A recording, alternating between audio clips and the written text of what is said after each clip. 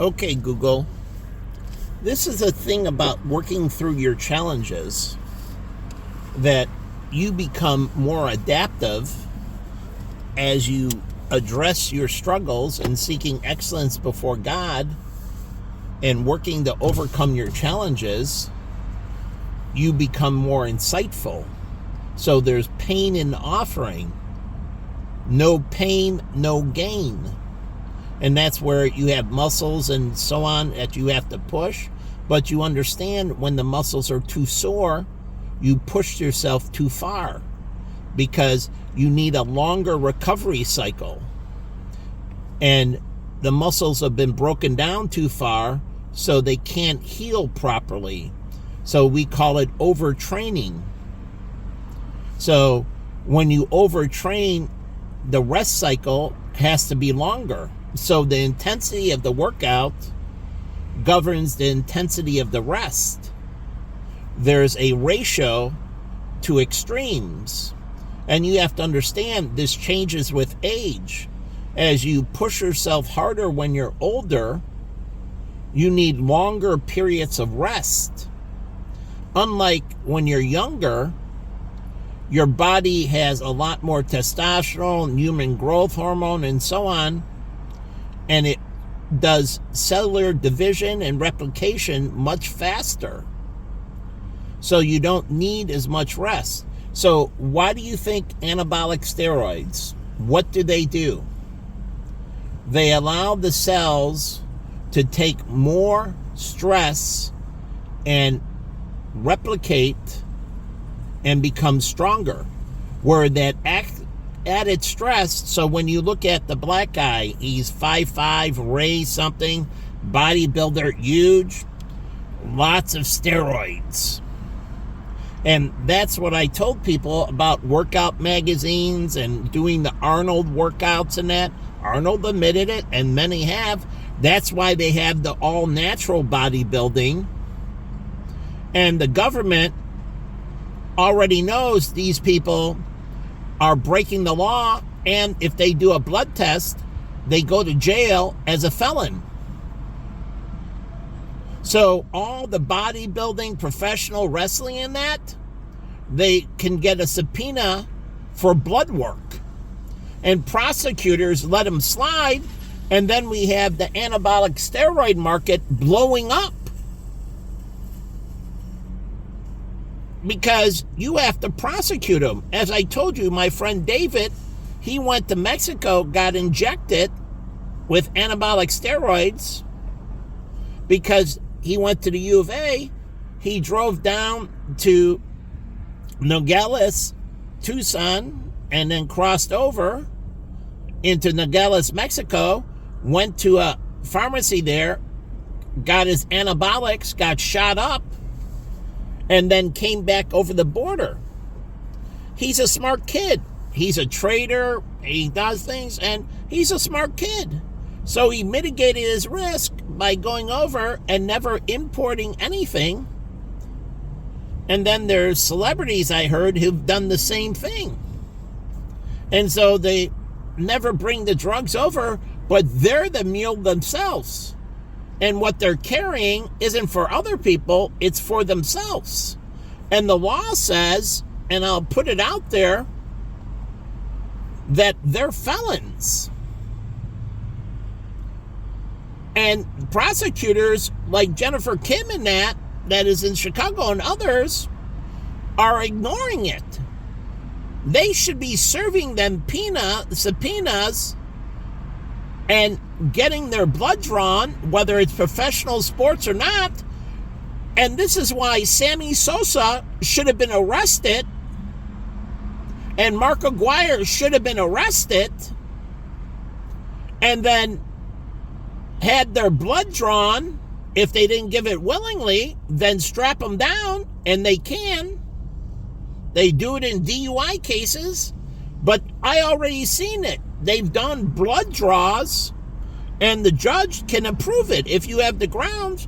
So all these people can go to jail, but it protects professional sports.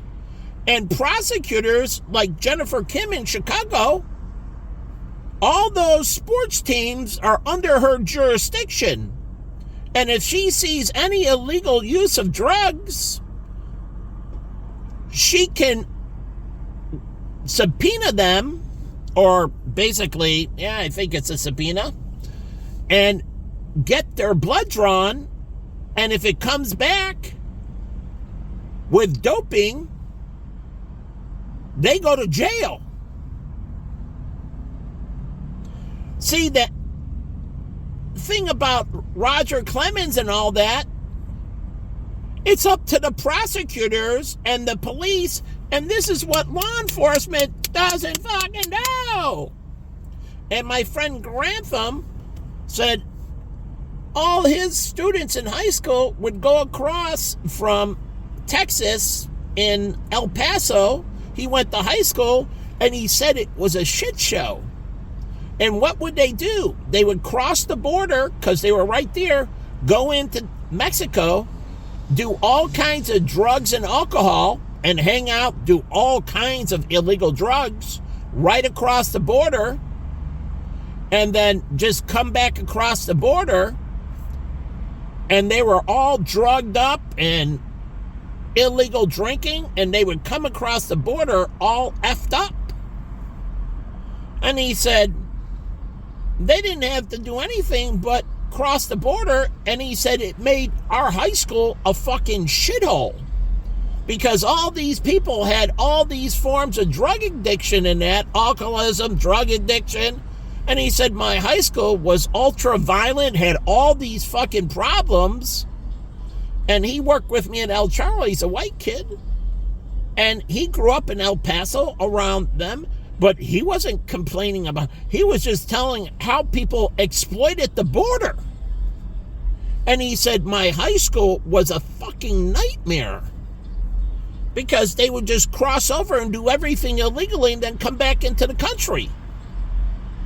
And so we had all these gangs and all this ultra violence, and it was really hard to get an education. And so he used to complain to me.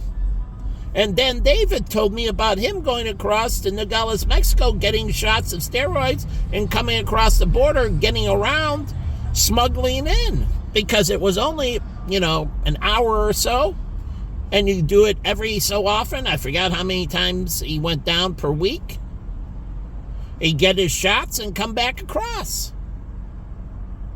And so the prosecutors are supposed to be going after these people. And they don't. Sammy Sosa should have been put in jail. Mark Aguirre should have been put in jail, and many others. And I watched Mark Aguirre's brother, who had none of his genetics. And when Mark Aguirre first got in at Oakland and that, both of them were on Oakland. And then all of a sudden, Mark Aguirre, like John Fina, this other guy, in high school, at college, he wasn't much of anything. Then all of a sudden, his father, I think he got all the steroids, his father was a doctor, and he ballooned up, and then he made the pros. And he played with my other friend, Parker, who Parker never did any of that. He was just naturally gifted. And Glenn is a good friend of mine, where me and John, we were very adversarial. But John's brother David and his sister, I'm great friends with. They get along and we get along great. But I never got along with John, even in my fraternity house, because he was unrighteous. Him and Paul and those people I stood up against. So, again, he made it to the NFL and made millions, and he should have been put in jail, charged with multiple felonies. Every count of that injection, every vial, over that period of time. And so you have to understand. And so prosecutors aren't doing their job. Police aren't doing their job. We need to purify the system. They need to start serving warrants to professional wrestlers and bodybuilders and getting their blood drawn, or a spinal tap now you can. And these people need to go to jail and be charged with felonies. We can't have any more of the A-Rod situations. And the New York Attorney General failed. And this makes our system very vulnerable, where there's a lot of shit they should be doing, they're not doing. It's unbelievable, the failures in our criminal justice system. What justice? And then the other players who bust their ass, like even the sports agent who hurt himself, and I forget his name, I couldn't believe he represented people that did illegal drugs, that he had to know they did illegal. And he represented them where he got injured, didn't do any of that, and had to give up his career and become a sports agent. But these people do all the illegal shit and have incredible careers because he was uncompromising, and I don't understand why he's not uncompromising with his talent. He could actually be sued as a co-conspirator. So why would he ever represent somebody that is doping? So it's unbelievable. And so the people who do all the hard work in that, like I worry about Babe Ruth and Hank Aaron. Babe Ruth had alcoholism problems in that. And Hank Aaron's record. Now, Hank Aaron, they said, wasn't, well liked. He had a chip on his shoulder. That's the only rub I ever heard that really was kind of a jerk. But you could understand back then he felt that white people were screwing him over.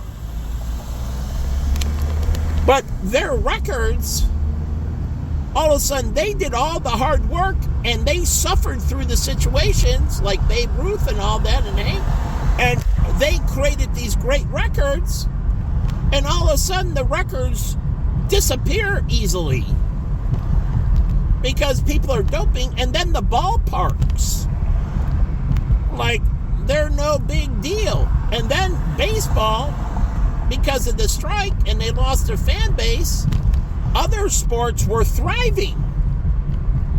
And then the Sammy Sosa, Mark Aguirre, the home run stuff, and all those fans started coming back. And baseball turned a blind eye. I believe soccer and other sports should have sued because the Chicago Sting, they collapsed. And I watched them play at Comiskey Park, and I actually liked the Chicago Sting. I'm not anti-soccer. But baseball brought all those people back illegally. They didn't have to do the hard work. So that means marketing agencies and many others didn't do it. They just let the illegal stuff do it. So they didn't have to hire Deloitte or McKinsey to do strategy. And what happened? Sammy and Mark Aguirre got all the money, and the other illegals got the money. And all these firms got screwed out of the money, where baseball would have had to turn to them and say, help us. Do your analytics. Do your miracles. And McKinsey would have got shitloads of money, like, how do we help baseball recover? And all those people would have got that money in the firm. They never got it. So when people are allowed to do things, lie, cheat, and steal to get what they want, all these corporations lose their money. And so Deloitte and KPMG and all these auditing firms are supposed to protect the system, making sure the people that deserve the money get the money. And all those firms would have been employed by baseball, and the money wouldn't went into Sammy's or Mark's pocket, it would have went into all these firms, and then their shareholders and investors and their partners and employee benefits would have been shitloads better. But who got all the money? Sammy and Mark. They were the main drivers. There were others too, from A-Rod and others. But all these other, they lived a shittier life. They would have been making more money. Those firms would have been more profitable. The investors would have got greater returns. They got cheated. And that means the NFL would have got more money for their commercials than that. But because baseball cheated, they got more attendance in the ballparks. They got more people watching the games. And they could charge more for their ads. And that makes giving an alternative or a substitute to professional football, hockey, professional basketball, and that. And it took away their money. You can't allow people to fucking lie, cheat, and steal. So anyone fucking me over should be ground up and spit out. They're pretenders, and they don't fucking deserve it. And that's why God said, if you don't pay me, you die. They don't fucking deserve it.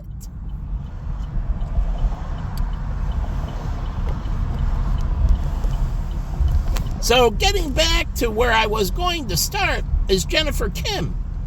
If she would have did the hard work in the relationship and helped me through it like American Sniper's wife, she knows a lot about. She could write a book about helping a soldier overcome PTSD. Oh yeah, how they worked it out, what they needed to do, his treatment, her schedules, and I would read and buy that book.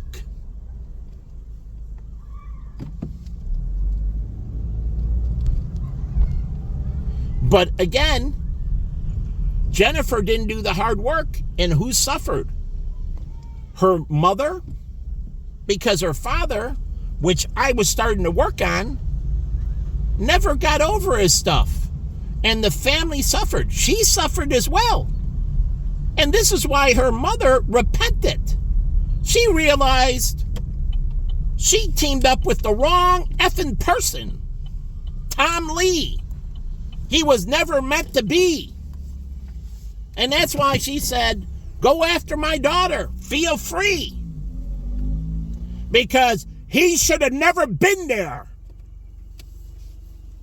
But she is tenacious and very spiritual and comes from immigrating and had to pay the hard price. When her husband went down, she did the hard work.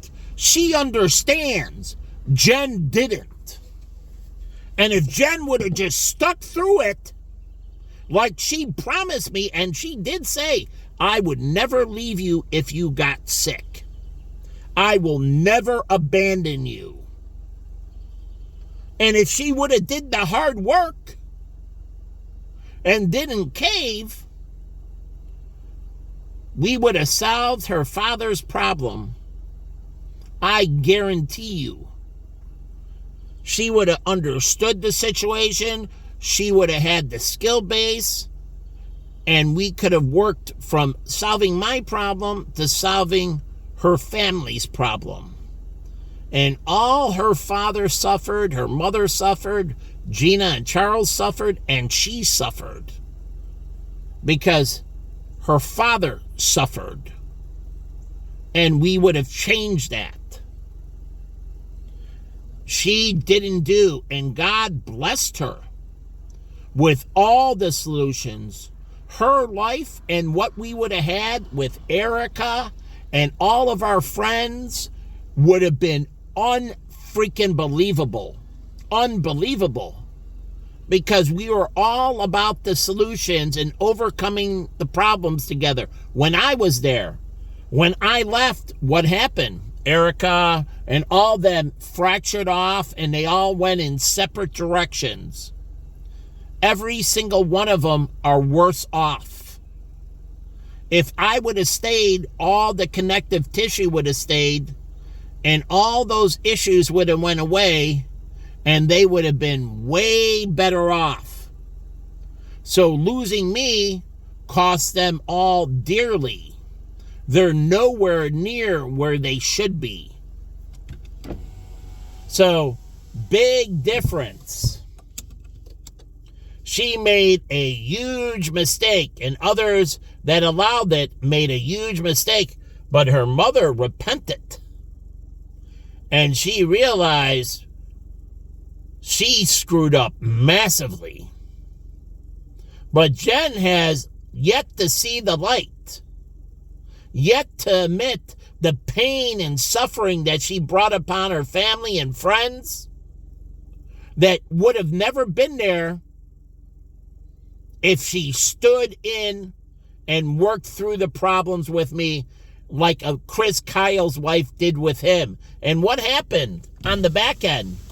Great things, and he was helping many people, and the family was moving forward in incredible strength, and the son and daughter saw the mother and father work out their difficulties and go through this intense time and overcome it.